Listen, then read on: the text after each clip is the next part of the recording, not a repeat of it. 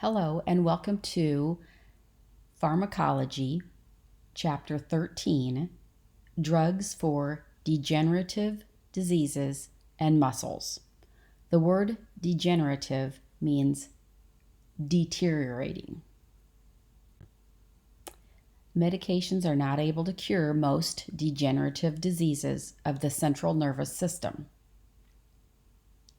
The most common debilitating neurological disorders are Parkinson's, Alzheimer's, and multiple sclerosis. And throughout this PowerPoint, we'll talk about all three of those diseases. But the cause of most degenerative diseases is unknown. They progress from hardly noticeable signs and symptoms early in the disease to much more serious neurologic and also cognitive deficits. And it's also difficult to diagnose these degenerative diseases in early stages because the signs and symptoms are barely noticeable. But they do get increasingly noticeable as time goes on. And again, just because they're subtle and not very noticeable, they are initially difficult to diagnose. Pharmacotherapy provides only minimal benefit, except for Parkinson's, and we'll talk more about that later, but there are some good medications for Parkinson's disease. And currently, medication is not able to cure any of the major neurologic degenerative diseases.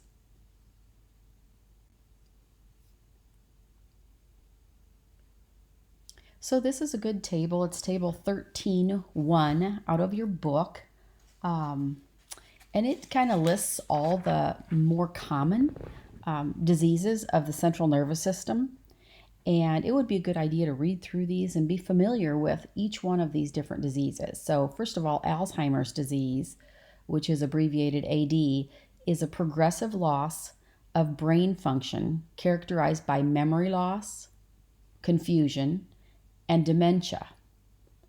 A degenerative disorder characterized by progressive memory loss, confusion, and inability to think or communicate effectively. Okay, so that's what they're referring to with dementia. And then amyotrophic lateral sclerosis, more commonly known as ALS, is a progressive weakness and wasting of muscles caused by destruction of motor neurons. And then Huntington chorea, autosomal dominant genetic disorder resulting in progressive dementia and involuntary spasmodic movements of limb and facial muscles. So when they say that it's autosomal dominant, it means that if you get the gene from one parent, you can get the disease. And then multiple sclerosis, or MS, is demyelination of neurons in the central nervous system, resulting in regressive weakness, visual disturbances, mood alterations, and cognitive deficits. Demyelination is referring to the protective coating of the nerves is damaged. And then Parkinson's disease is a progressive loss of dopamine in the central nervous system, causing tremor, muscle rigidity, and abnormal movement and posture.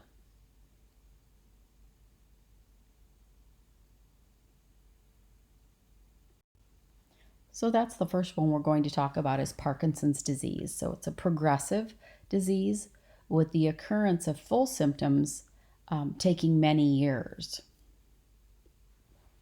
And I would encourage you to search for Michael J. Fox video called Faces of Parkinson's.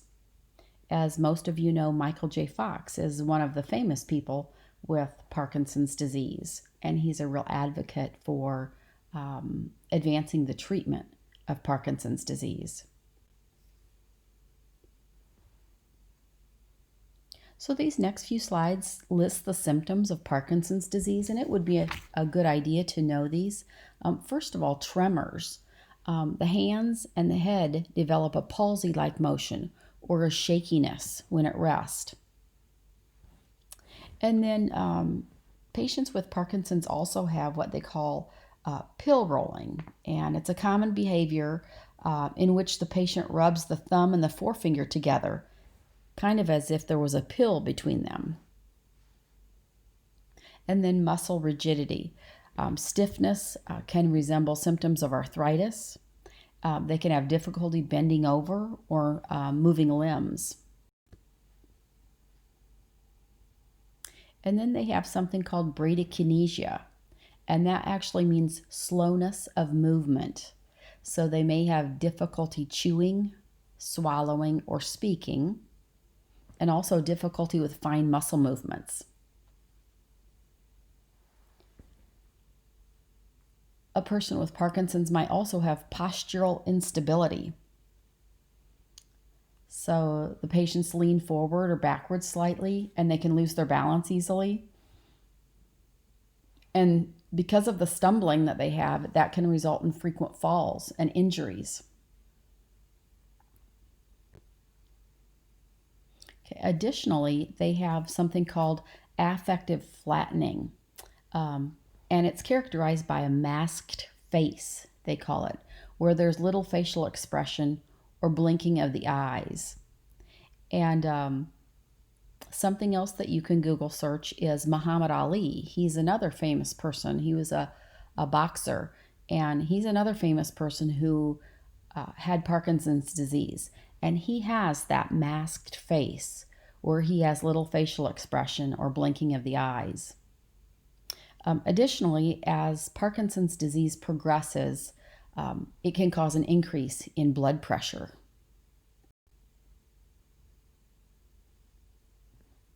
And then just to review this, it will be important for you to know the 5 major symptoms of Parkinson's and also which body functions it affects. Anti-Parkinson drugs act on the brain to restore the balance between dopamine and acetylcholine. So remember, Parkinson's disease is a result of lack of dopamine. Okay. And dopamine is a transmitter that we'll talk about here in a few minutes. But Parkinson's disease is a result of lack of the transmitter dopamine. And the anti-Parkinson drugs act on the brain to restore the balance between the dopamine and acetylcholine.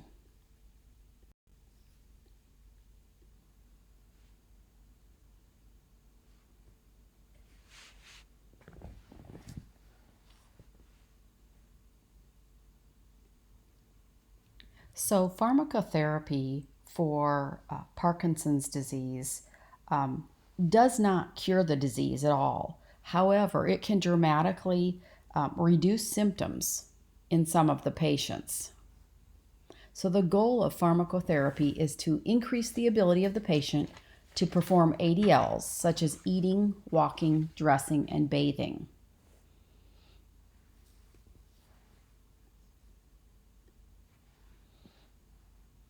And the drugs work to restore the balance of dopamine and acetylcholine, as we said in the previous slide. They restore the balance of dopamine and acetylcholine within the corpus striatum of the brain. And the drugs used for the treatment of Parkinson's disease include dopaminergic agents and also anticholinergics or cholinergic blockers. So anticholinergics block acetylcholine, thereby equalizing the dopamine and the acetylcholine. So the anticholinergics work by blocking ACH or acetylcholine. So that helps to equalize that dopamine and acetylcholine balance. Again, the goal of pharmacotherapy with Parkinson's disease is to increase the ability of the patient to perform normal ADLs, such as eating, walking, dressing, and bathing. So this slide is talking about the blood-brain barrier. And if you remember, the purpose of the blood-brain barrier is to protect against toxins or pathogens that could cause brain infections, while at the same time allowing vital nutrients to come in and reach the brain. But dopamine can't cross the blood-brain barrier. However, levodopa, dopamine's precursor, just meaning the substance from which another is formed through a metabolic reaction, can cross the blood-brain barrier. So once levodopa crosses the blood-brain barrier and enters neurons, then it's converted into dopamine, which can then work to help with the symptoms of Parkinson's. One of the more common drugs that is levodopa is a drug called Stalevo. And maybe some of you have heard of that medication or have seen it given to some of your patients in the hospital. And so remember, Parkinson's is treated with dopaminergic drugs and also anticholinergic, so that they can keep that balance between those two things, the dopamine and the acetylcholine, or the ACH. And on this slide, some of the more common drugs for Parkinson's are the top one, Symmetrol, and then down at the bottom, Sinemet. Those seem to be the more common ones. Some more dopaminergic drugs used for Parkinson's. There's the levodopa right there, also known as Stalevo. Of incidental note, I think the book talks about this, vitamin B6 interferes with the effectiveness of levodopa. So foods high in B6 should be avoided, and that includes things like bananas, green leafy vegetables, and fish. And then another one of the more common drugs that you hear about for Parkinson's is the bottom one, the Requip.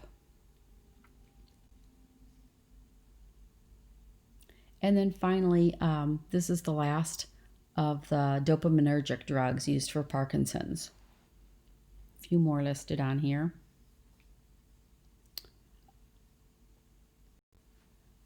Okay, and then this one slide lists the anticholinergic drugs used for Parkinson's. Cogentin is a common one. If you'll see there, there's diphenhydramine or Benadryl, typically used for allergic reactions, but it actually blocks acetylcholine. That's what makes it an anticholinergic, so it's used for a different purpose in this case. Anti-Parkinson drugs attempt to restore the balance between which two major central nervous system neurotransmitters, and that answer is dopamine and acetylcholine. And I want you to remember that. If you don't remember anything else, just the very basics, that with Parkinson's, there's an imbalance of dopamine and acetylcholine. And that's why the two different types of medication, anticholinergic and dopaminergic medications, can help to lessen the symptoms of Parkinson's. And you'll remember that the goal of medication for Parkinson's is to restore enough function that they can complete their ADLs. Okay, and then this slide is beginning to talk about Alzheimer's disease. So patients with Alzheimer's disease experience a dramatic loss of ability to perform tasks that require acetylcholine as the central nervous system neurotransmitter. So in other words, it's a dysfunction of the acetylcholine.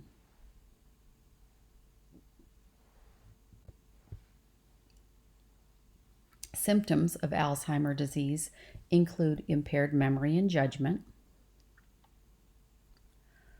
confusion or disorientation, inability to recognize family or friends, sometimes aggressive behavior, depression, psychoses, including paranoia and delusions, anxiety. So Alzheimer's disease is a progressive loss of brain function with memory loss, confusion, and dementia. And that was the definition I read from an earlier slide. And today they're showing studies that there's a correlation between sugar intake and the incidence of Alzheimer's disease, which to me makes a lot of sense because there's so much extra sugar intake for people, and then there's an increase in the incidence of Alzheimer's disease.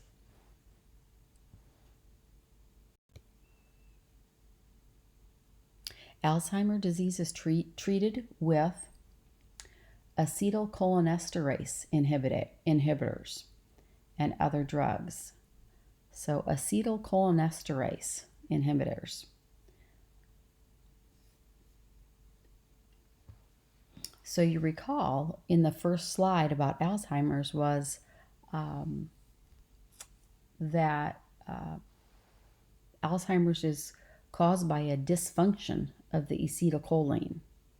We said that patients with Alzheimer's disease experience a dramatic loss of ability to perform tasks that require acetylcholine as the CNS neurotransmitter. It's a dysfunction of the ACH. And so now fast forward to this slide, and it says that Alzheimer's disease is treated with acetylcholinesterase inhibitors. So cholinesterase breaks down ACH. And if that action is inhibited, there's more ACH available for communication between brain cells. So I'm going to repeat that one more time. Keep in mind from the previous slide that Alzheimer's is caused by a dysfunction of acetylcholine or a dysfunction of ACH. And it's treated with acetylcholinesterase inhibitors. So cholinesterase breaks down the acetylcholine. If that action is inhibited, then there will be more ACH available for communication between brain cells, meaning the symptoms won't be as bad.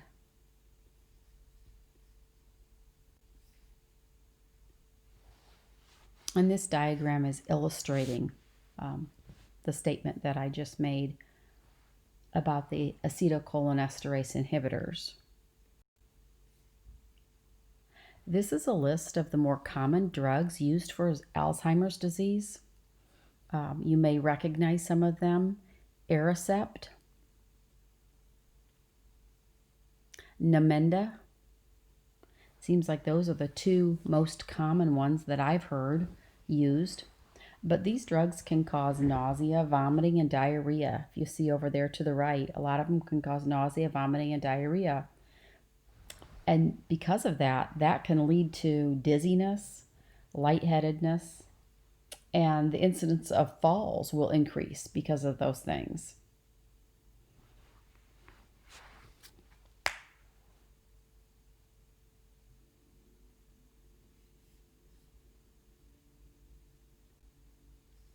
So Alzheimer's disease is a dysfunction of which brain neurotransmitters? And again, that's the ACH. How do drugs for Alzheimer's disease restore neurotransmitter function and improve symptoms of dementia? They intensify the effect of ACH at the receptor. By the way, as you are reading your chapters, make sure that you're reading the little rectangles that say CAM therapy or complementary and alternative medicine therapy. Those are all really interesting, and there's a little article in there about the ginkgo biloba for dementia. So make sure you're reading all of that. And the other thing is always make sure you're looking at the tables. It seems like there's really good information in the tables. So, symptoms of multiple sclerosis result from demyelination of central nervous system nerve fibers. And remember, we said demyelination is when the protective coating of nerves is damaged. Multiple sclerosis is a disorder characterized by damaged myelin located within the central nervous system. The cause or the etiology is not known. Scientists do suspect genetic or microbial factors due to reports that in most cases, MS occurs in regions of colder climate. So that's interesting, isn't it? One video I would encourage you to watch for multiple sclerosis is a Goalcast video featuring, I believe she's an actor, and her name is Selma. But it was very interesting because nobody could quite diagnose what she had. And I would encourage you to watch that on your own.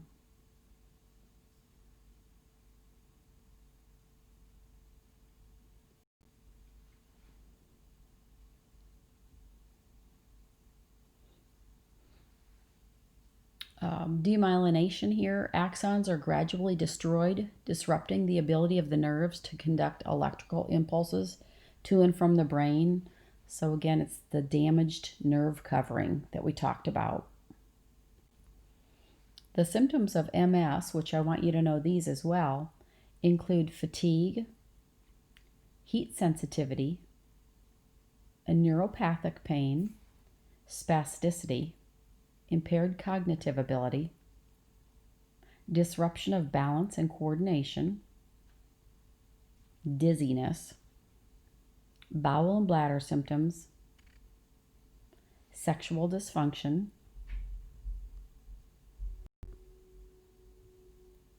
I'm sorry, I already said the dizziness on the previous page, vertigo, visual impairment, and slurred speech.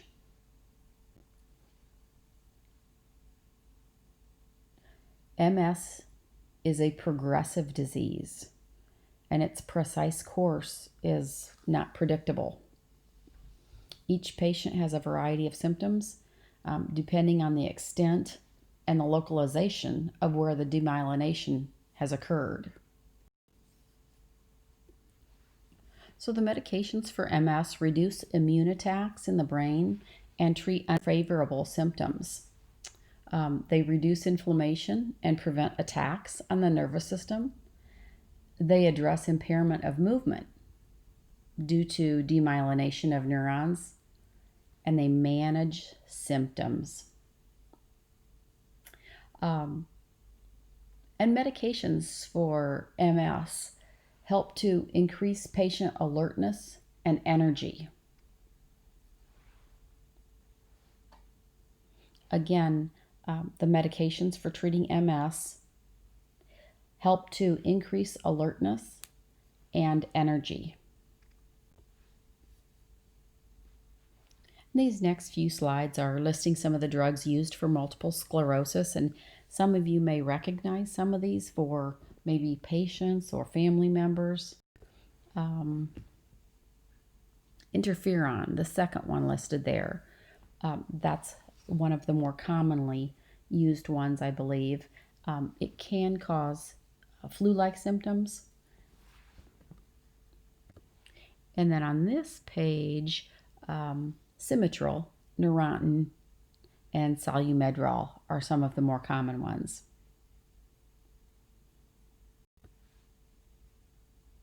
Okay, and then we're going to talk about muscle spasms.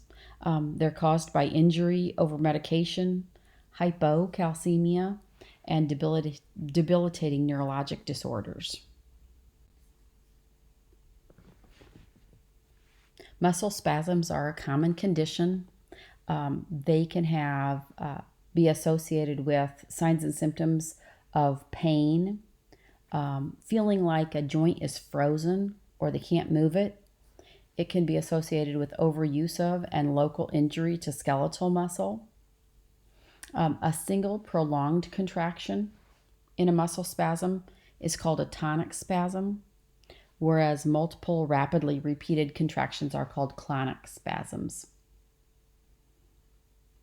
Muscle spasms can be caused by overuse,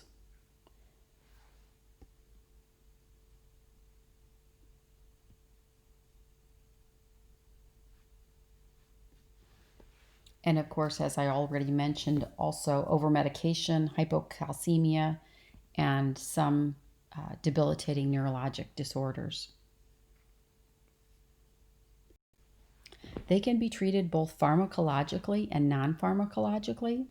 I do want you to know all of the non-pharmacologic measures for muscle spasms. That includes immobilization of the affected muscle, application of heat or cold, hydrotherapy, water therapy, ultrasound, supervised exercises, massage, manipulation, and also stretching.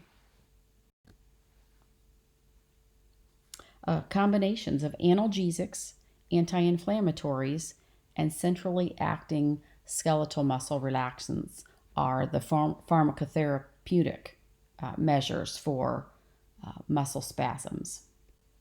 And the therapeutic goals are to minimize pain and discomfort, increase range of motion, and improve the patient's ability to function independently.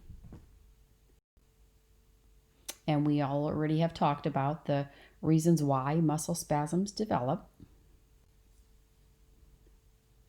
And the muscle relaxants treat muscle spasms by inhibiting upper motor neuron activity, causing sedation or altering simple reflexes.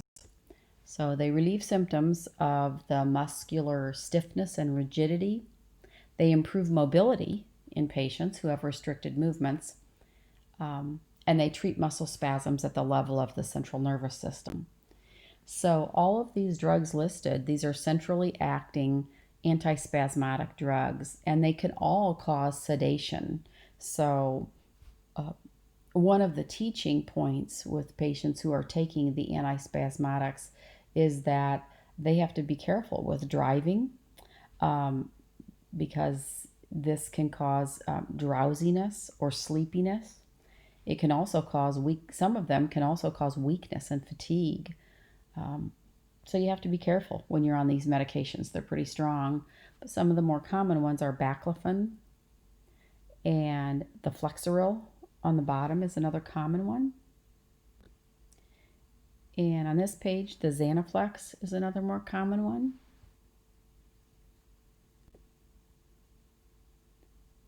And then on this page, it's listing the benzodiazepines that can be used as antispasmodics. So that includes like Klonopin, Valium, and Ativan.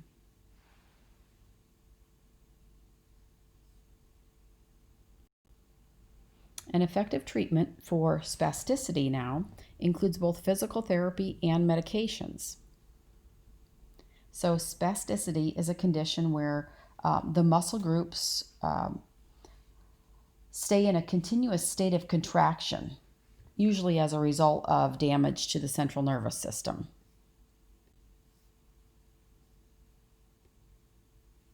And the area of the central nervous system that is affected is damage to the motor area of the cerebral cortex. And that's where the muscle movement is controlled. And causes commonly associated with spasticity include cerebral palsy, severe head injury, spinal cord injury or lesions, and stroke.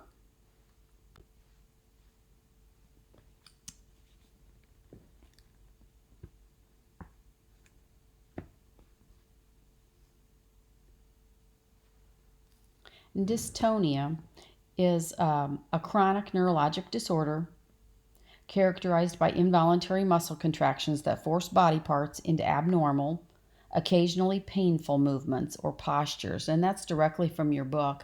That's on page 194. But spasticity can cause pain. Whether it's long or short term, it can cause pain, and it can really affect someone's quality of life. It also affects their physical mobility. And the most effective treatments include both physical therapy and medications. And in your book, the CAM therapy for spasticity is talking about cayenne for muscular tension. So I thought that was an interesting little insert there as well.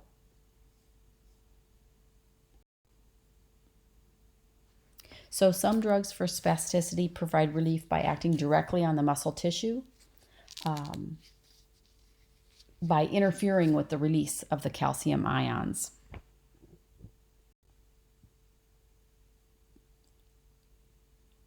There are central acting drugs, Leorisol and Valium, and there are direct acting drugs, and that includes something called Dantrium.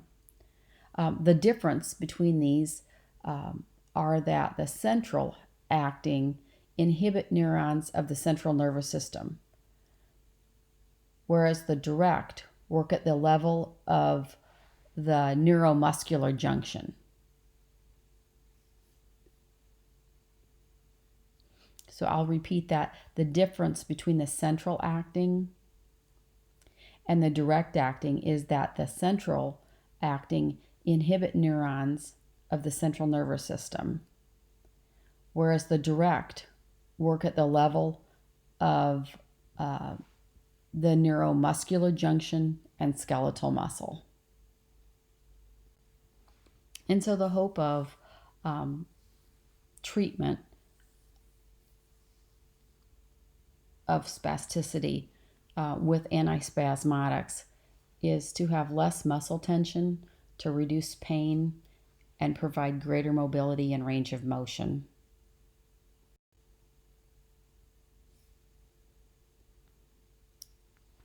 These next couple of slides list the direct-acting antispasmodic drugs. The two that I'd like for you to be able to recognize as direct-acting antispasmodic drugs are the Botox listed here and the MyoBlock on the bottom.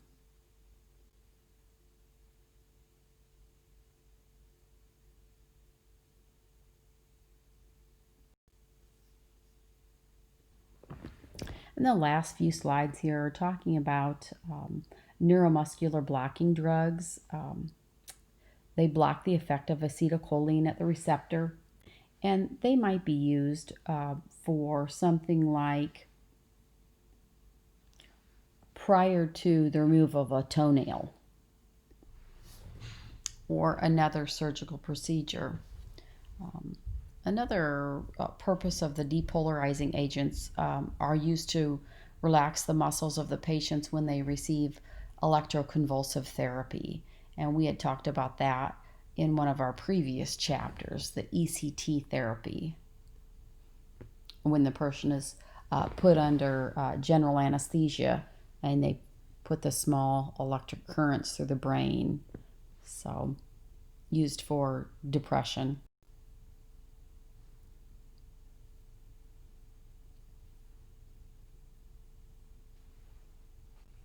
So to summarize this chapter, one thing I would like for you to focus on for the quiz is the different types, the more common types of degenerative diseases of the central nervous system.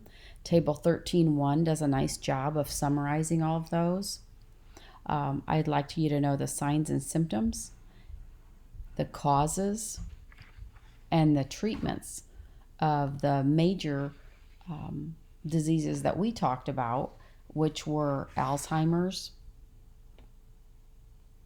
multiple sclerosis, and Parkinson's.